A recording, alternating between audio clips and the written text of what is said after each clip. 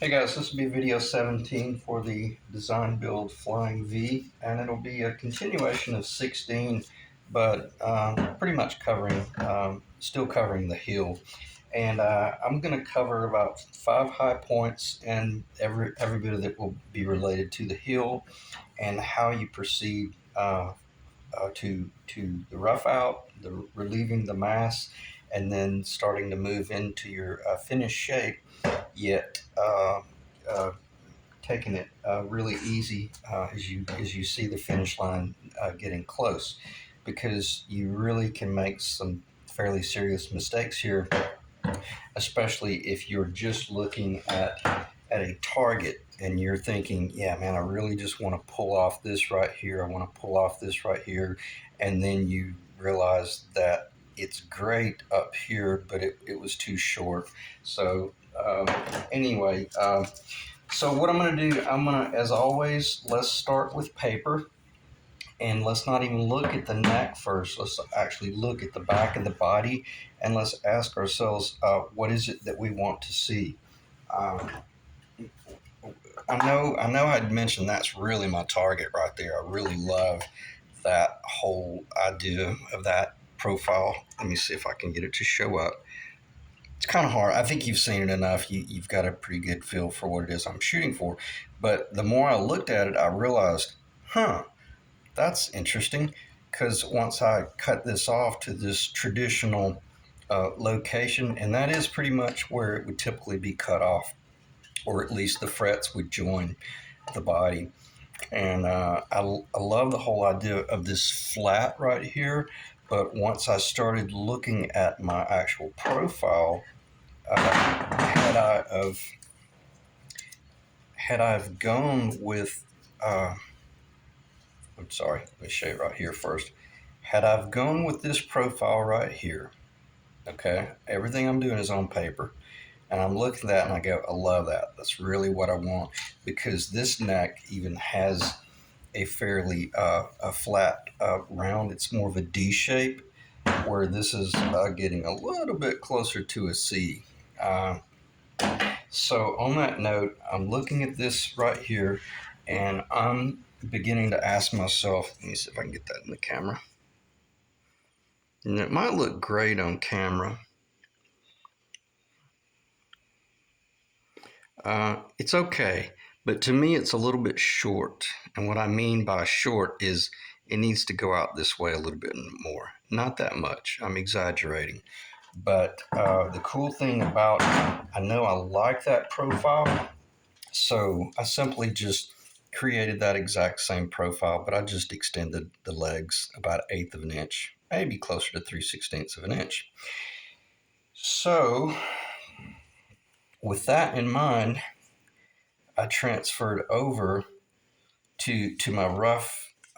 Keep in mind, I had my rough board here, and I had not had anything roughed out yet. Because what I'm doing, I'm drawing all of these profile targets on the big square board, clunky board, and I want to see what it looks like, and is there anything that I might have made a mistake about.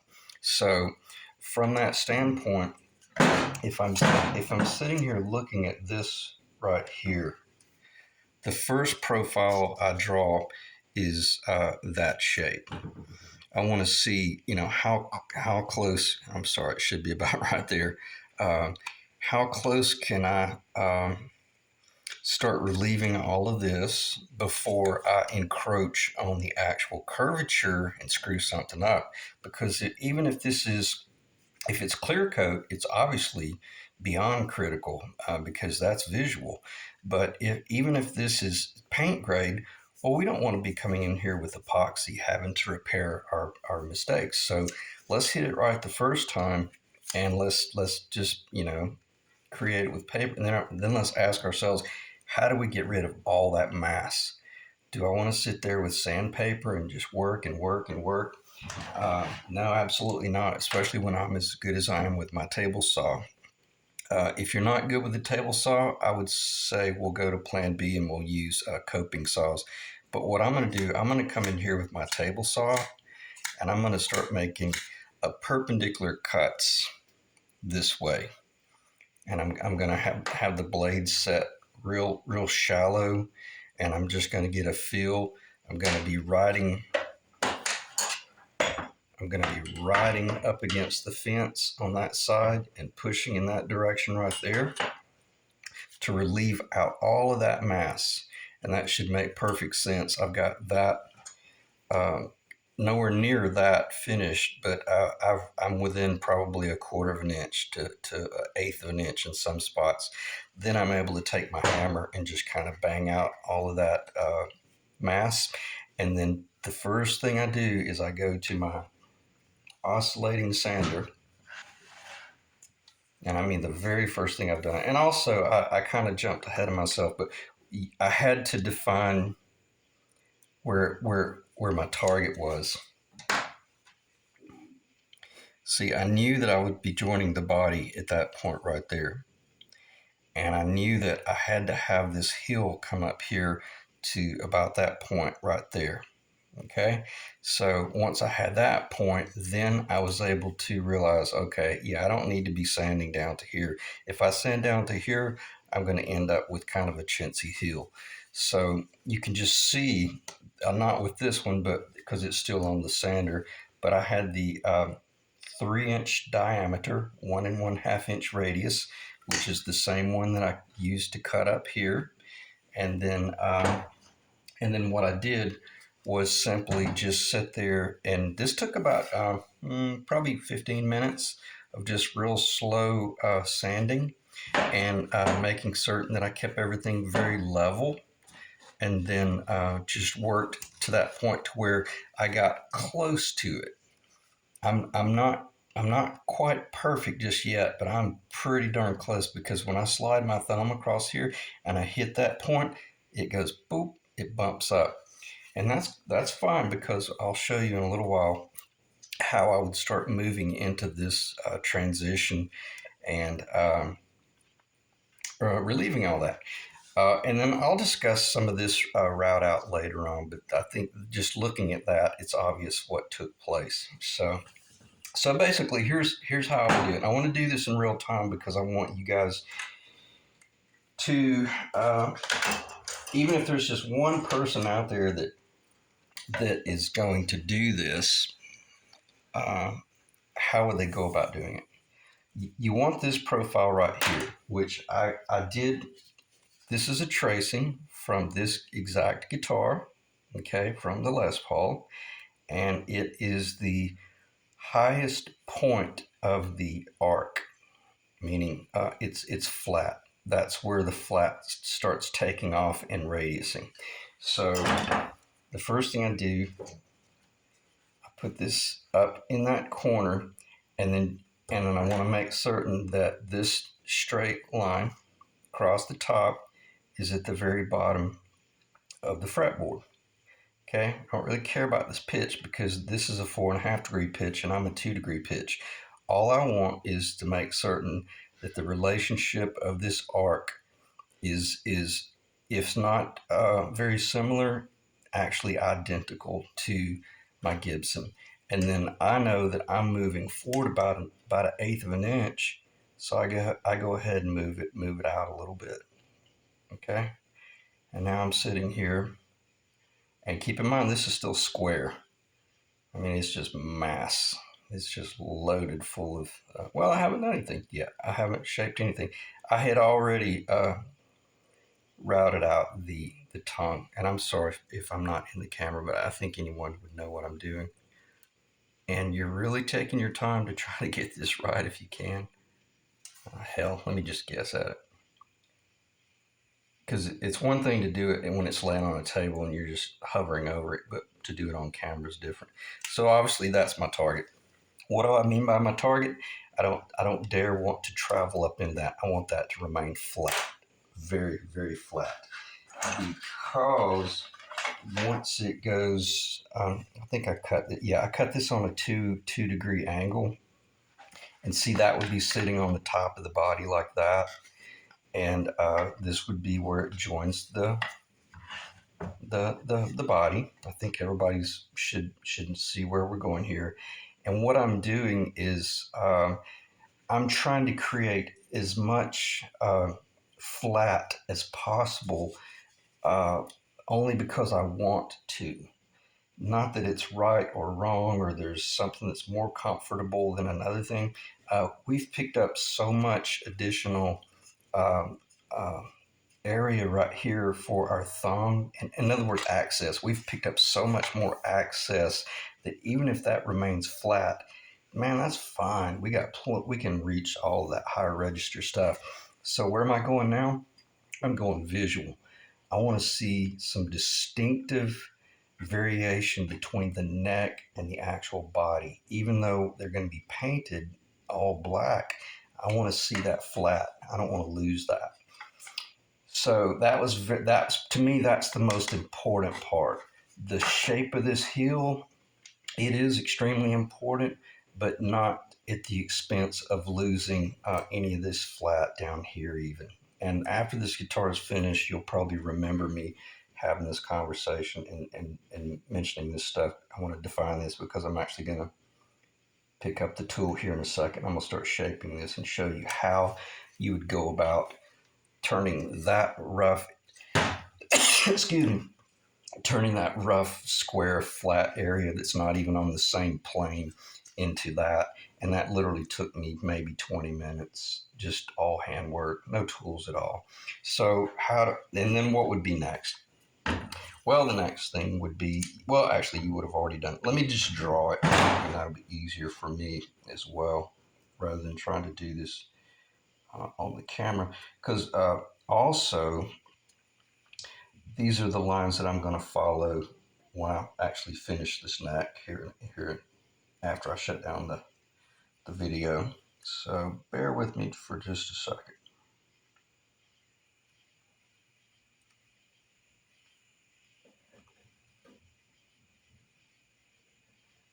All right. Sorry about the delay.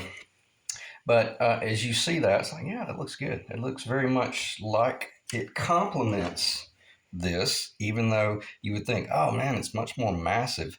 Uh, it is. If you were to bolt this, if you were to glue this into a Les Paul, yeah, that would be pretty massive. And I'll digress briefly just for the uh, discussion. The Les Paul would connect the body at the 16th fret. That's that fret right there. So if the Les Paul is connecting the body at the 16th fret, well then every bit of this mass right here moves up about an inch. So that's what I meant by we're not too concerned about this being massive. The most important thing that we want is, I've mentioned in the front of the video, uh, if I mounted this directly on that body, it would be way too chintzy. It would look awful unless I had left the body extended out about a quarter of an inch or so. So once all this glues up on that neck, it'll look much better. And then I would do the same thing over here. Well, I guess I'm going to have to do it because I may be shaping this in a minute. So bear with me just a little bit longer. Let me get this traced over.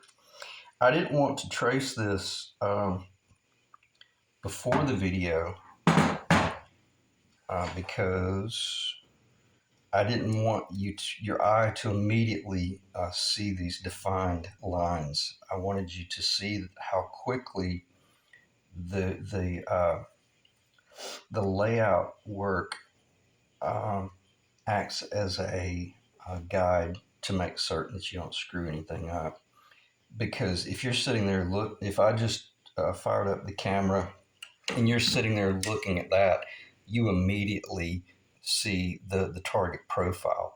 Now that's the flat, okay? But if you're sitting there looking at a blank surface and you're thinking, oh man, I gotta turn that into a Gretsch or a Gibson or maybe my own custom design. It's very intimidating until you pull out the templates and start drawing it. So anyway, all right. So how did I go? Let me check the time. 14 minutes, and it's rolling. I,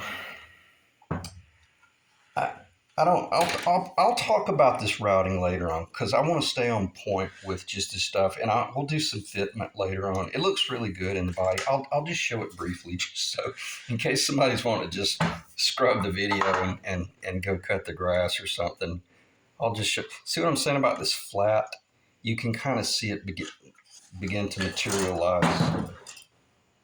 I won't digress here. I won't start wasting time. But you can see my target and how it's beginning to come together. And there's our 18th fret location, perfectly in line with the join. I'm on a pitch right here, so I'm already pitching my 2 degrees. Let's see if I can do this without dropping everything. And one thing I will say, be careful, that son of a, you know what, man, that's sharp. It just hit me. So when you're handling this stuff, maybe go ahead and knock off corners or you'll really hurt yourself. Let me get behind the camera and I want to see if I can get that to show up. I think it's showing okay. I'm going to flip the body. And then we're going to go back very quickly to actually doing some shape work. Is that showing up? Best I can get it to. But you can see the guitar beginning to materialize. And what I mean by having a little bit of mass here. And the cool thing about it is after I get it all built up and put together, I might realize, oh man, I don't need that. I can take off a 16th. Well, I'd certainly rather be, shaping off a 16th rather than epoxy filling a 16th to try to bring it back up. All right, so how would I go about doing that? Let me do this briefly, and I'll show you once I got to this point, how would I define that? And it's very similar to the way I defined the neck. I'm looking in the camera to see if I'm working in here. I would be working with these, and I'm about to show you in a little while how I would get to this point where I would start defining it. And so bear with me as I explain this. These are my favorite little rasps. I've got the radius back and the flat back. I would not be using the round on this. It's way too dangerous. You'll cut ruts. And you might look at this triangle and think, man, that's a contract with the devil if you start cutting on that with that. Well, yeah, kind of, but you'd be surprised. Sometimes I want to do really aggressive cutting. Like right now, I'm very close. I want to start getting pretty aggressive cutting to that pencil line. I'm just, and I'd have this, I would have this clamp. Let me see if that'll show up if I do that, because I don't want to screw this up on camera.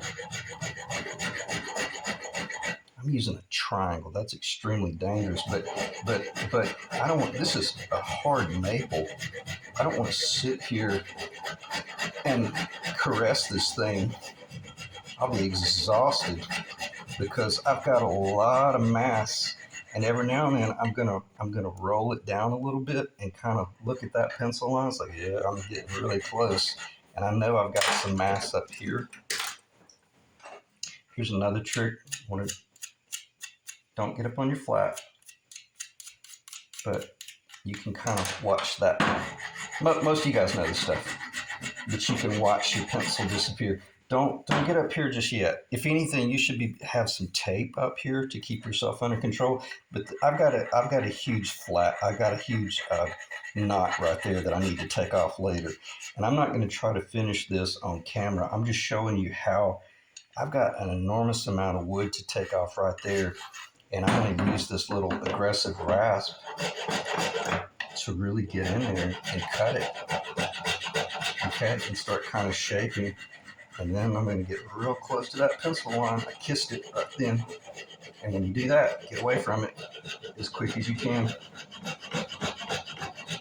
So basically, you're going to be sitting here just working the profile of the neck as quick as you can. Man, I hit that again. Get that off. And speaking of that round file, that's a great tool for building guitar necks. Your files. And see, I can use the flat to come up here and roll in. But you can use this. See how I'm keeping my pencil line there. If that pencil line disappears, I need to stop, back up, and punt, and assess how much damage I just did. I'm at a point to where I could miss it by I could overshoot it by a 1/16 of an inch and I'd still be okay. But all I'm saying is, and I'm wearing myself out here because I would have this, on my carving jig, and I'd be sitting here just watching and reaching over it and feeling of it, maybe using my right hand and things like that. But you can see how it's coming into shape very quickly. And I say quickly. I spent a good hour or so already doing some. I'm not going to start shaping this, but what you would do is then you would start just blending, and you would make certain that you're following this curvature right here, and you're maintaining that flat. If anything, if you want to know the truth, that's really close enough right there to go ahead and glue into the body, because once you glue this into the body, you might start seeing things differently. And I think that's some good advice, even actually for myself. But you might start realizing, oh, yeah, this heel is too high. I definitely want to bring it down like the 58 Explorer, where it's flush with the bottom of the body. Or maybe I want to do it like the vintage Les Paul, where there's a little heel there. You can make those decisions as you go. The cool thing about this being paint grade, if I elect to go that route, all I got to do is just glue a little fillet in down here, epoxy it in, and then I let the epoxy squeeze out, and then I just shape it to the. Even if I made the mistake, I went ahead and rounded all that over, and then I realized, oh man, I should have put the little fillet at the bottom, and I should have brought it down like the vintage Explorer, where what I'm saying is they flush up, and it's just stellar. It's beautiful. All my jazz guitars, that's how I build them. I do not step my jazz guitars. The heel is flush. The heel is flush with the back of the body. All right, so I kind of jumped the gun, showed you some of the finish work there. So since I have, I'll go ahead and show you how you would kind of really finish it off. Take a round, and then you can start turning this round like this, and believe it or not, you can do a lot of flat work, a lot of really nice blending. But the thing I like about the round, and even though this is a 3-inch radius, this is a perfect dimension for blending the center line of the neck to that side. And you're always watching for the back. See, I just kissed the pencil. I almost lost the pencil. I just kissed it. So I'm going to stop right there and show you how. And you see how quickly it starts defining. I mean, it's rocket fast, rocket fast. So I already talked about how you would rough it out on the table saw, break all that stuff out, and then you're sitting there after you've taken a trip to the oscillating sander, and you've got this real nice smooth, and this is pretty much your finished target. You don't want to see any of that center line disappear. If that starts disappearing, you're going to be doing some epoxy work, because that is our defined profile. And I hope I'm not being condescending or annoying, but I just want you guys to understand that a lot of this video series that I'm doing, this is for guys that have never done this type stuff before. If you're already building guitars, then you just go build a guitar. I'm trying to help out the beginners and see how you can use a flat file to kind of do that transition work. And I didn't risk losing any of that flat. I just kind of connected. So, and I didn't digress from what I was thinking, but this everything that I'm doing, I'm trying to help the beginner, and that's very close right there. I mean, very close. So you're at this point, and you're looking at this sharp edge, that just hits you 2 or 3 times. Go ahead and get that rounded over. But as quick as you can, the next thing I would be doing, this is kind of my own particular design. I created this file, chisel, kind of like what's it called? A katana. I think that's the blade, the Japanese a sword where they are convexed in. I like this because I'm gonna try not to get my hand in front of this thing. Uh, but basically with this, see how I can pry on the back, and I can just start easing that off. And I hope that shows. Let me do a little bit of it first. And you'll see how quickly the shape starts to come in. This is kind of hard to do because, again, I would have this clamped. Is that in the camera? Should be good. But I would have this clamped, and man, the last thing you want to be is in front of this chisel. And if you slip,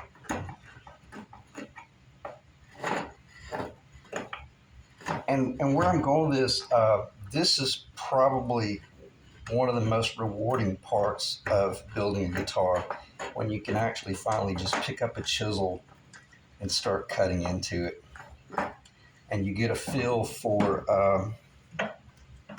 Let's see if I can show this on camera. Where you're going across it, and you're cutting. You're pushing into the wood, but you're also kind of cutting, and then you can turn the chisel, and man, you can. It's amazing how quickly. I can't do it without getting hurt, because I don't have it clamped. But you can use your thumb to push it to the side as you're cutting. Yeah, that's working a little bit. Yeah, there we go. See how that's kind of. I'm almost using it like a whittling knife, and you can very, very quickly start creating that shape. And so look, there's some epoxy squeeze out, and you want to start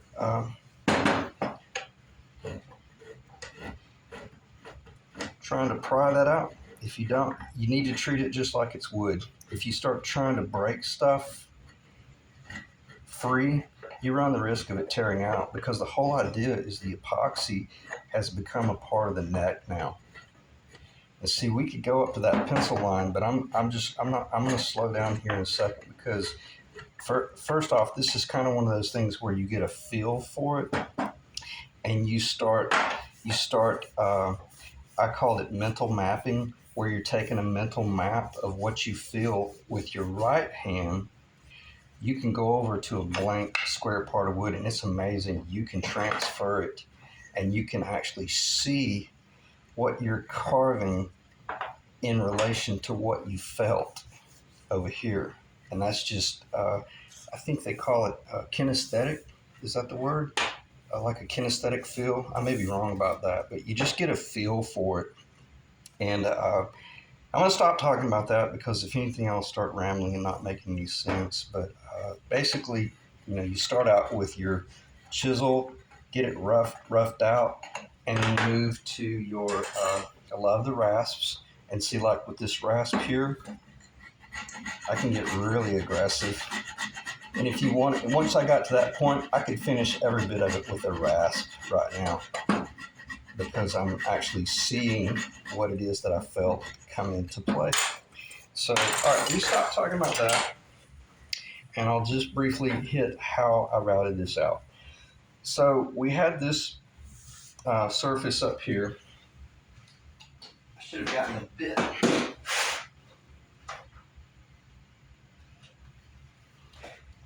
Let's see, how many bits did I use on this? Yeah, I just used these two. And I did not use a bearing, because this is maple, and it's called rock maple, which is just like a rock. It's really hard. I just allowed this 1/4 inch shaft to ride up against my maple, and this one would not have been long enough, because I would not have been up in the router collet deep enough. But I set this one kind of shallow, and I just did the first pass. And the first pass was pretty deep. I cut about a 1/2 inch, not all at once. I like the spiral cut bits. One is a left hand and one is a right hand. I'm not going to start talking about that. They're so sharp, and controlling the router, it worked well. But that, in other words, that was a pretty aggressive bite. But I was like easing off mass, just real shallow. I think this took me about 30 minutes, 35 minutes or so, because I was just really, I got a router running at 25,000 RPM sitting on a platform that's 1.5 inches wide by, you know, I don't know, three, 2.5, 2 3/4. The odds that that router was gonna kick was very likely, and if you kick over here, you'll lose a lot of your fretboard. Not being dramatic, but I just knew that the most important thing was to stay really connected to this base right here, and then I just ease that mass off. And I'm not going to go into it, but I even, just to be safe, I'll exaggerate. It wasn't this big, but I temporarily jet glued a little fillet in each corner right here, right there, and right here, so that the router bit, well, it's because it's on an angle. And I'm sorry to be creating all this confusion, but the router bit is running perpendicular to this surface, but we're pitched 2 degrees. And if I just started running the router up here and then I came out, well, guess what? I would have squared that 2 degrees back up to 0, and I would have lost my pitch. So I had to put a little fillet right there so that the shank of the router bit would stop about right here. And then every bit of this was just chiseled out, just very gingerly. Prior to that, I did do relief cut work like this right here. I did do the relief cut there, and I did some relief cut work here. It gave me a definition, but it's something that would be fairly easily chiseled out because you're just working off a straight edge, straight line. All right, so that was the one that I used to start with, and then there was about a 1/4 inch base. And then I finished off that last 1/4 inch in, I think, 3 different passes, so much so that I literally could see through the maple and see the rosewood come into to view. And then I took the just ever so slightly deeper, so much so that I actually came straight to the rosewood. So this was the final one, and you can see how it still went way up in the collet, was very safe. And I ran these at full speed, 25,000 RPMs, because they are designed to cut like, razors. So that was the bit. Those were the bits that I used.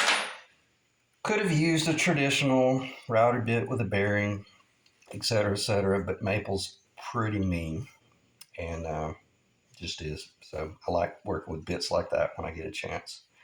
So I don't think there's anything else to talk about that. And I don't want this video to turn into a 30, 45-minute video either. And we're 32 minutes. Yeah, let me shut it down right there because I already did a 30-minute video a little while ago about the whole glue up there.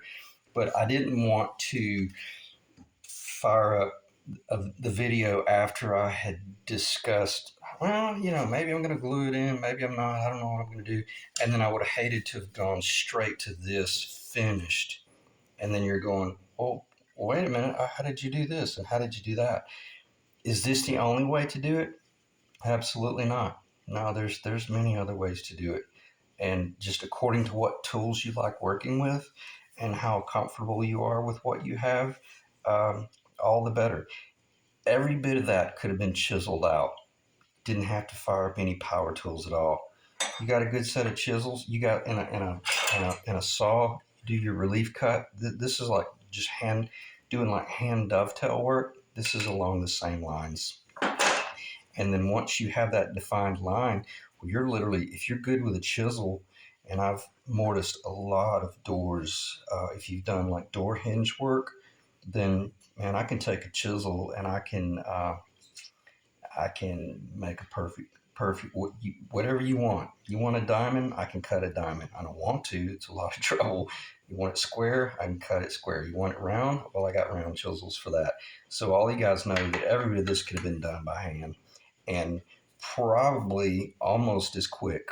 Because by the time you set up the router and select the bits and check this and check that, you could have just done it by hand. And even like all this right here, every bit of that, you could have just carved all that off with like a big knife. You could have even hit it with like a little small hand axe. That's kind of cowboy, but you could have cleaned it up and just worked it down by hand.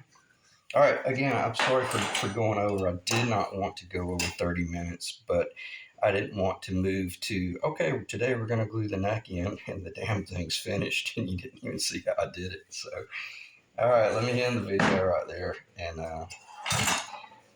there will not be another video until I am prepared to start gluing in, because I'm even probably going to get ready to do some priming and paint work. And then I want to get this thing finished. All right. Thanks, guys.